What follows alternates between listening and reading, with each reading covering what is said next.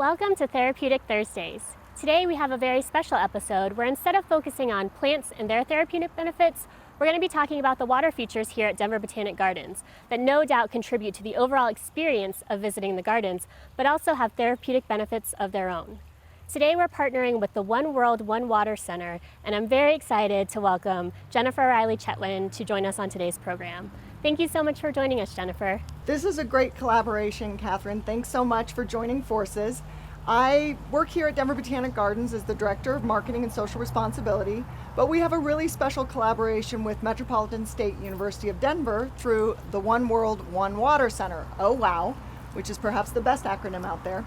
We co-run this interdisciplinary water studies program with the university, and we have a special opportunity today to focus on a story of our shared history of water management.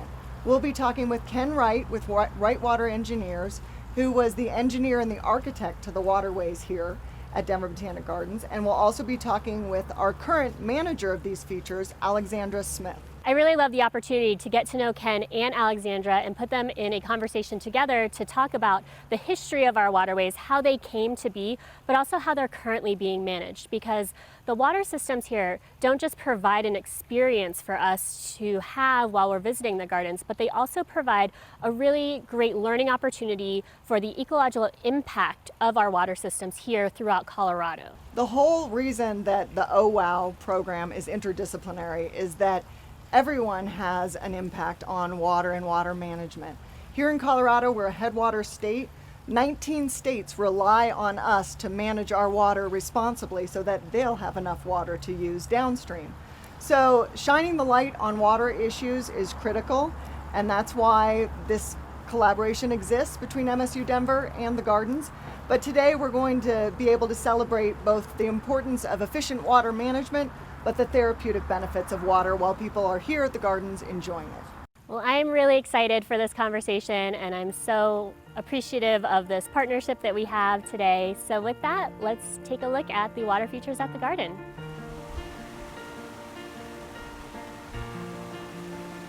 As humans, we're naturally drawn to water. When we find ourselves near water, we notice that the sight and sound of water can help to promote wellness, increase blood flow, and induce relaxation, as well as provide emotional benefits. Sometimes just viewing or coming into contact with water can cause us to feel like we're in a meditative state that makes us feel happier, calmer, or even more creative.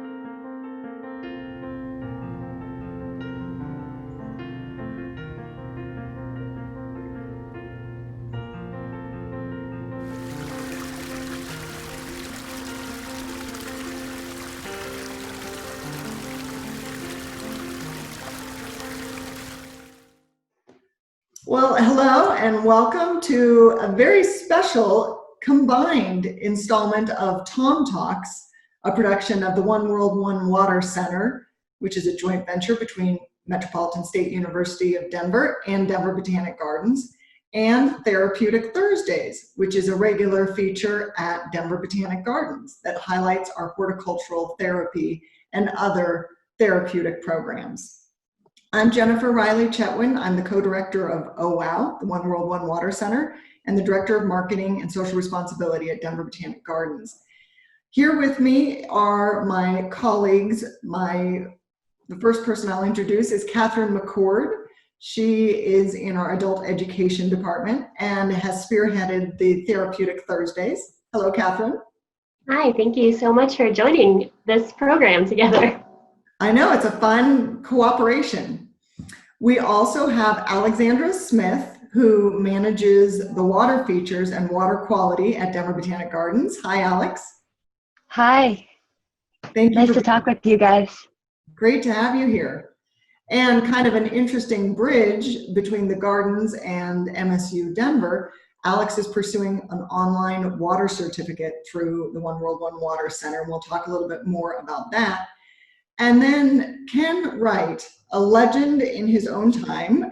He is the principal engineer and the founder of Wright Water Engineers and is the architect of the Waterways at Denver Botanic Gardens. Also a member of the Oh Wow Advisory Council. We're really happy to have you, Ken.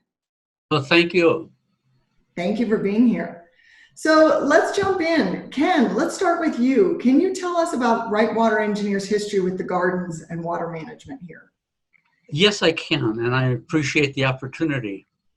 I'd like to say that my history with the gardens actually starts before the gardens.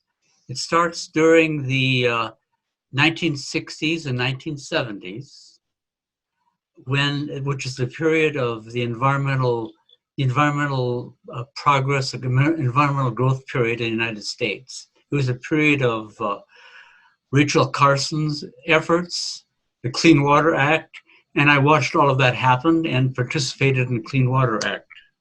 But then in in fact, before 1969, I met Ed Connors, a member of the board of directors of the Botanic Gardens.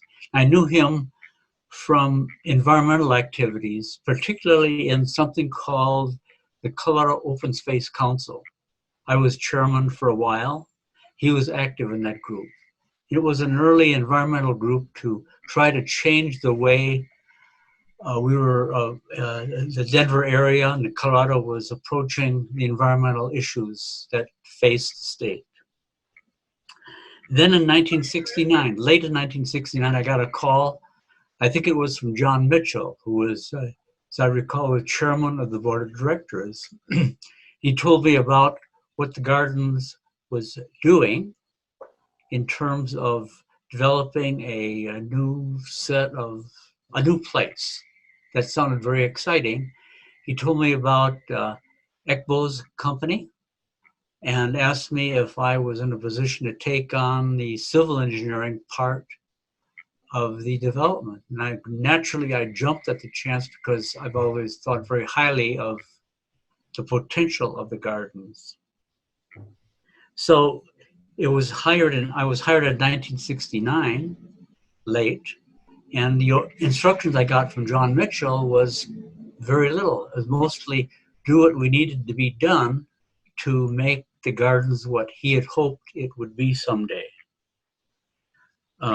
So our instructions as to what to do were minimal. Both Ed Connors and John Mitchell were gracious to kind of turn me loose on what needed to be done.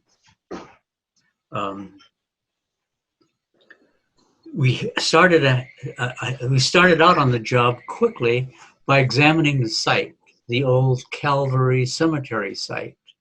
And it was a big open space, and I could see the potential, and I liked the idea that it sloped generally from east to west, which meant that gravity flow of the water was going to be on our side. We're going to work with gravity every way we could. Well, we did the design starting mostly in effect early 1970. And it seems to me that we were in effect done by late summer with the design, and the job went to bidding. Contractor was hired, and as I recall, construction commenced in perhaps October of 1970. And this is an exciting time. Working at Calvary Cemetery was also a challenge in that the grading machines kept bumping into pieces of old coffins, and we realized that we were on a very special site, and it was a wonderful place to be placing something like the Botanic Gardens. So I'd like to say that we appreciated the opportunity to take on the design for the waterways and the sidewalks and the amphitheater. It was an enjoyable experience. and we appreciated the confidence that both Ed Connors and John Mitchell showed in what we're doing. So years later, Ken, is there a part of that project that when you visit the gardens brings back a lot of memories, like, oh, this was a highlight? This is Well, that's a good question, Jennifer, because it's exactly what happens when I walk through the gate. It's sort of a new world, or maybe an old world, opens up. Now, as far as favorite elements, I would say that my favorite part of the waterways of Botanic Gardens is not a single element, it's the function. And what I appreciate is the fact that the waterways and the water system ties the whole place together. There's lots of different sections of the gardens, and somehow it's all tied together with the flowing water and the falling water, and that is the favorite part of the gardens. Now, the other thing about it is that the gardens, the channels and waterfalls, they provide a unifying force to the whole garden, because no matter where you are, it's the same water flowing in the same way, dropping in the same way. It sort of brings the entire area into one whole piece. And then there's the other thing I particularly like is the sight and sound of falling water. And I appreciate that especially because it's unique, because no matter where you go, it's quiet, and there's solitude, and suddenly we also see the water flowing and hear the water dropping. We find that anecdotally, that's what people enjoy just as much as the plants. It's the water flowing through, and it's the peace and the tranquility. So the work you did decades ago still resonates, and still, brings peace and calmness to our visitors.